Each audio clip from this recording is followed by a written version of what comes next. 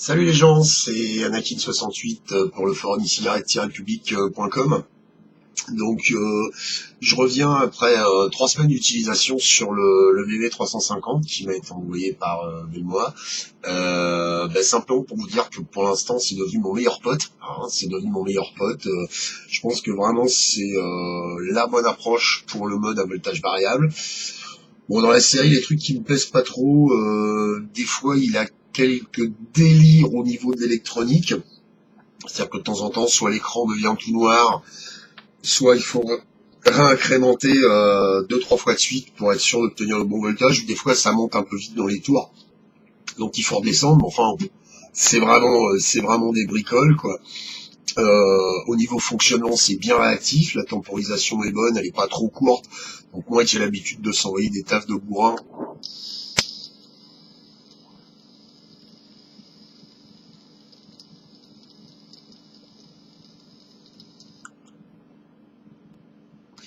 voilà, preuve à l'appui. Que vous dire d'autre? Pas grand chose. Je peux pas tellement aborder le phénomène solidité parce que j'y fais super gaffe pour pas qu'il tombe par terre, parce que compte tenu que je me sers quasiment que de ça, j'ai pas tellement envie de le foutre en l'air, donc j'y fais super attention. L'aspect, bon, faut s'y faire. Moi, je trouve ça plutôt sympa. Là, je tourne toujours avec mon bricolage, puisque l'autre jour, mes amis chez Clopinette m'avaient envoyé des cartos de 35 mm. Donc, comme j'avais que des liquidateurs pour des 45, j'en ai coupé un. C'est un peu moche, hein, mais ça marche super bien. Donc, pour l'instant, rien à dire de ce côté-là. C'est vraiment pas du tout les mêmes sensations qu'avec un lave-tube. Hein, le lavage, je sais pas, je le trouve beaucoup plus cheap à côté. J'en sais rien. Bon, je désespère pas d'essayer de m'acheter un ProVaри, mais pour l'instant c'est pas au planning parce que comme tout le monde, peut-être pas tout le monde, mais en tout cas la plupart.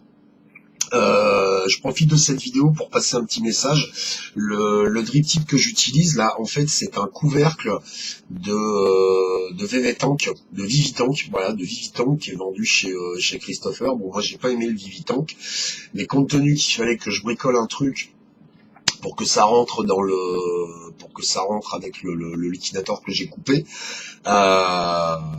Je me sers de ça parce que j'aime bien le type, j'aime bien la forme, et surtout j'aime bien la grande ouverture là en haut. Je sais pas si vous allez voir correctement.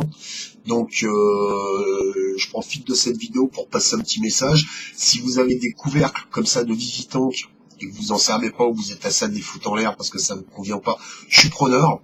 Ou alors, s'il y a des gens qui connaissent des drip tips qui ont cette large ouverture, tout en conservant cette forme de vase, parce que les drip tips vases qu'on achète de façon un peu plus conventionnelle, l'ouverture est beaucoup plus petite.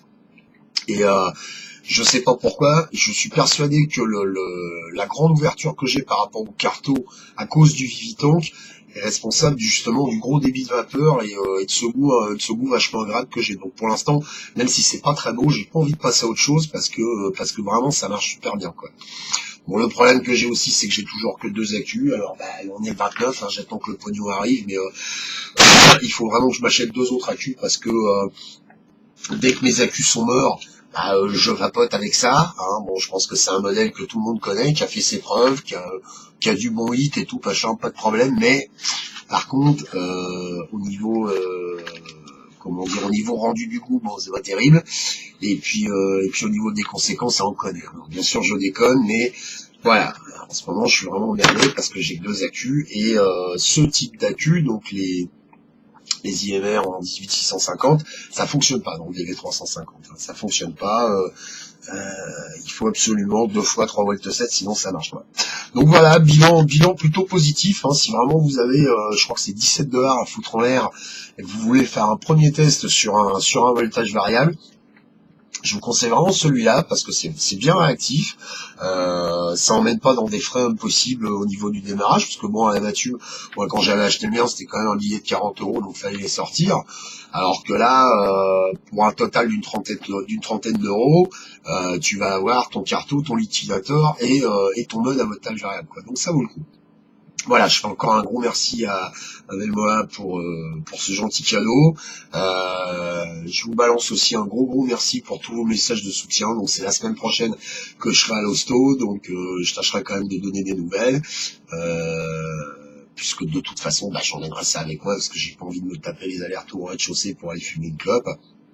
Et mais bon, ma foi, l'hôpital où je vais, je connais, ça s'est toujours bien passé. Voilà, mais encore une fois, merci pour tout, je vous embrasse et que la vape soit avec vous les enfants. Ciao, ciao.